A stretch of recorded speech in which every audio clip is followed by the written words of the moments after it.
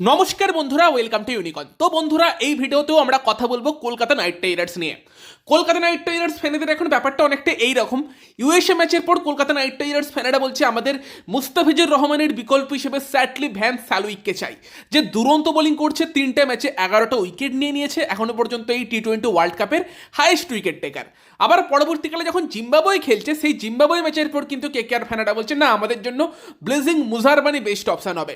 তো আর কারা অপশন আছে, এই দুজন কেমন হতে পারে কলকাতার জন্য অ্যাজ এ মুস্তাফিজুর রহমানের ব্যাকআপ, সেই নিয়ে আমরা আলোচনা করব। দুজনের মধ্যে বেস্ট কে হতে পারে, কলকাতার জন্য পারফেক্ট স্যুট কে করতে পারে, সেই নিয়েও আমরা কথা বলবো। ইন্টারেস্টিং ভিডিও হবে, লাস্ট অব্দি দেখতে থাকো। আমাদের চ্যানেলে প্রথমবার এলে আমাদের চ্যানেলটিকে সাবস্ক্রাইব করে তার পাশের বেল আইকনটাকে অন করে দিও। তো মুস্তাফিজুর রহমানের বিকল্প, তবে এখানে আমি আরেকটা জিনিস ভাবছি, একটু অন্য ধরনের চিন্তা ভাবনা। সেটা হচ্ছে যে বর্তমানে বাংলাদেশের পলিটিক্যাল পরিস্থিতি পাল্টাচ্ছে, সেখানে আবার এরকম হবে না তো যে লাস্ট অব্দি আবার দেখবো আমরা মুস্তাফিজুর রহমান কেকেআর হয়ে খেলছে, বিসিসিআই অ্যালাউ করছে, দেন সে খেলতে আসছে।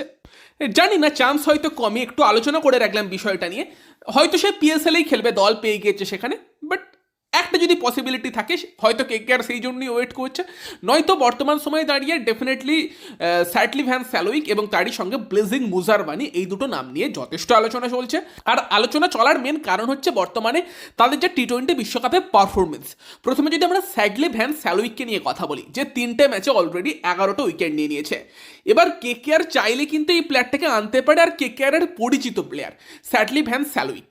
তো যারা একটু অন্যান্য লিগের খবর কম রাখো তাদের জন্য বলে রাখি, এই স্যাটলি ভ্যান স্যালুইক কিন্তু মেজর লিগ ক্রিকেট, মানে যেটা ইউএস এর ক্রিকেট টুর্নামেন্ট, সেখানে কিন্তু কলকাতারই দল লস অ্যাঞ্জেলেস নাইট রাইডার্স দলে আছে। 2023 এবং 2024 এমএলসিতে মাত্র একটা করেই ম্যাচ খেলেছিল, বাট লাস্ট যে এমএলসিটা হয়েছে সেখানে 10টা ম্যাচ খেলেছিল, যেখানে কিন্তু স্যাটলি ভ্যান স্যালুইক 10টা ম্যাচে 14টা উইকেটও নিয়েছিল।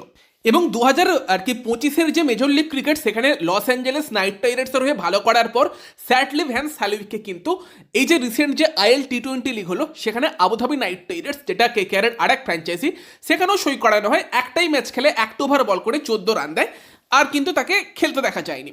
তো সেখানে দাঁড়িয়ে মোটামুটি কিন্তু কেকেআরের পরিচিত প্লেয়ার, কলকাতার সাপোর্ট স্টাফেরা তার সঙ্গে কাজ করছে, ব্রাভো তাকে চেনে, ফলে সেখানে স্যাটলি ভ্যান স্যালুইক কি অফার করতে পারে সেটা কলকাতা নাইট রাইডার্স ম্যানেজমেন্ট মোটামুটি জানে। তবে একটা কথা কি, নেগেটিভ ফ্যাক্টর অনেকগুলো আছে। প্রথমত তার বয়স 37, মেনলি সাউথ আফ্রিকার প্লেয়ার যে এখন ইউএসএতে খেলছে, বয়সটা অনেকটাই বেশি। তবে ঠিক আছে, এজ ফ্যাক্টর নয় ভালো পারফরমেন্স করলে, বাট মেজর লিগ ক্রিকেট বা তুমি আবুধাবি নাইট রাইডার্সের হয়ে যেটুকু খেলেছে, মেজর লিগ ক্রিকেটে ভালো করলেও একটু ইকোনমি কিন্তু ওপরের দিকেই ছিল, 10-এর ওপরে কিন্তু ইকোনমি ছিল। এখন টি-20 বিশ্বকাপে যে বোলিংটা করছে, ওই লেভেলের বোলিং কিন্তু করেনি, বাট অবভিয়াসলি বর্তমানে ফর্ম আছে। কিন্তু এখানে আমাদের আরেকটা জিনিসও মাথায় রাখতে হবে, যেই কন্ডিশনে আইসিসি ইন্ডিয়াতে মানে পিচগুলো বানাচ্ছে, এখন তো মেনলি আইসিসির নির্দেশে পিচ বানানো হয়, সেই কন্ডিশন কিন্তু আইপিএলে থাকবে না। আইপিএলের সময় ইডেন গার্ডেন্সের মতো মাঠ টোটালি রোড পিচ থাকে, মানে ব্যাটে এত সুন্দর বল আসে, যেখানে একটা বোলারের কাছে যদি অনেক রকমের অস্ত্র না থাকে, একটা ব্যাটসম্যানকে কিন্তু বিভ্রান্ত করাটা মুশকিল। স্যাটলি ভ্যান স্যালুইক মেনলি কিন্তু অনেকটা স্লোয়ার বল, ওই টাইপের কাটার, ওই টাইপের বোলিংয়ের উপরই বেশি ডিপেন্ড করে থাকে। সেখানে দাঁড়িয়ে কিছুটা ওয়ান ডাইমেনশনাল বোলার সেটা আমরা বলতে পারি, যেটা এই বর্তমান পরিস্থিতিতে ঠিকঠাক চলে যাচ্ছে, বাট আইপিএলে ইডেন গার্ডেন্সে এসে চলবে কিনা সেই নিয়ে প্রশ্ন অবশ্যই আছে। এবং দেখো, যে টাইপের বোলার সেটা ব্রাভো পছন্দ করবে, ব্রাভো তার সঙ্গে কাজ করেছে, তো সেখানে যদি তার মনে হয় যে স্যাটলি ভ্যান স্যালুইক এসে সেটা অফার করতে পারবে, কেকেআর হয়তো তার জন্য যেতেও পারে। বাট আমার দেখো, আগে আমরা এরকম আলোচনা করেছি যে মুস্তাফিজুরের বদলে যদি একটা জেমি স্মিথ বা ড্যারেল মিচেল টাইপের ব্যাটসম্যান আনা যায়, সেটাও খারাপ হবে না, অল ইন্ডিয়ান বোলিং অ্যাটাক নিয়ে যদি যাওয়া যায়। বাট এখন আর সেই প্রশ্নটা থাকছে না হর্ষিত রানা চোট পাবার পর। কেকেআরকে একটা ফরেন ফাস্ট বোলার বোলিংয়ের লিডার হিসেবে খেলাতেই হবে, যেখানে পাথিরানা আছে, পাথিরানার একটা ভালো ব্যাকআপ চাই। এবং যদি আমরা সেই রোলেও বলি, স্যাটলি ভ্যান স্যালুইক কি খুব একটা সুইটেবল হবে? স্যাটলি ভ্যান স্যালুইক মেনলি পাওয়ার প্লেতে বোলিং করে ডেথেও করতে পারে, তবে মিডিল ওভারে হয়তো বেশি এফেক্টিভ হতে পারে। তার বোলিংয়ের মধ্যে কিছু লিমিটেশন অবশ্যই আছে, সেটা আমি বলবো।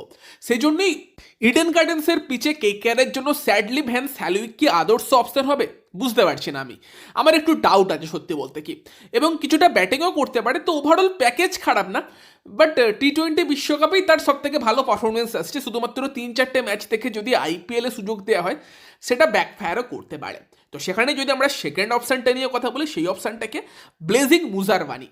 আর এই প্লেয়ারটাকে নিয়ে আমার কোনো সন্দেহ নেই, কেকেআর যদি ব্লেজিং মুজারবানিকে রিপ্লেসমেন্ট প্লেয়ার হিসেবে নিয়ে আসে, আমি তো খুশিই হব। দেখো, পার্সোনালি আমার মনে হয় ব্লেজিং মুজারবানি যদি জাস্ট অন্য একটা দেশের হয়ে খেলতো, জিম্বাবুয়ে না হয় সাউথ আফ্রিকা, ইংল্যান্ড, অস্ট্রেলিয়া, তাহলে অলরেডি সে হয়তো আইপিএলে থাকতো, আইপিএলে খেলতো, দল পেয়ে যেত অ্যাটলিস্ট। সেই টাইপেরই ট্যালেন্ট তার মধ্যে আছে, শুধুমাত্র জিম্বাবুয়ের হয়ে খেলে বলে তাকে হয়তো কিছুটা আন্ডার এস্টিমেট করা হয়।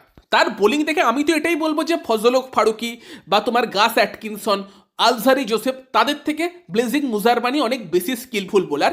এবং ব্লেজিং মুজারবানি কলকাতার জন্য সেই অপশানটা হতে পারে যে কলকাতার বোলিং অ্যাটাককে লিড করতে পারে। মানে তুমি নতুন বলেও ব্লেজিং মুজারবানি দুটো ওভার করতে পারে, ডেথও দুটো ওভার করতে পারে, মিডিলে বল করতে পারে, সব ফেজে বল করতে পারে, স্কিল সেটটা অনেকটাই ভালো।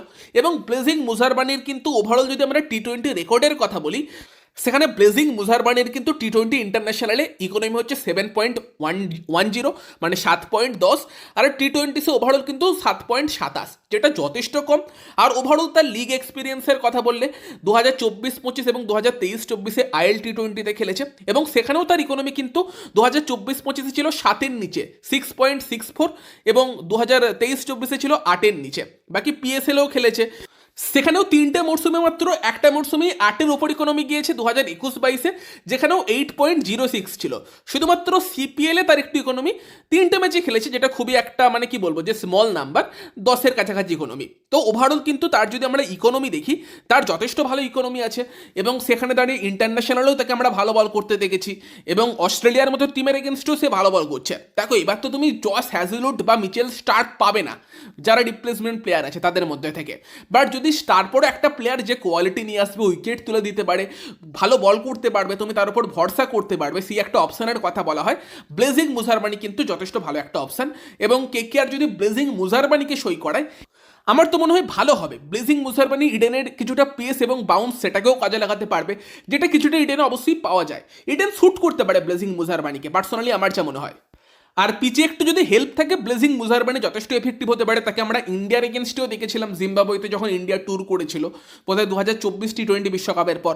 অস্ট্রেলিয়ার এগেনস্টেও দেখলাম, বয়স 29, তবে অনেক দিন ক্রিকেটটা খেলছে, এক্সপিরিয়েন্স আছে, ভালো অপশান কিন্তু হতে পারে। জিম্বাবুয়ের আরেকটা প্লেয়ার আছে রিচার্ড নাগারভা, ওর মধ্যেও বেশ ট্যালেন্ট আছে, তবে আইপিএলের জন্য এখনও তৈরি কিনা শিওর না, বাট ডেফিনেটলি ব্লেজিং মুজারবানিকে ট্রাই করা যেতে পারে।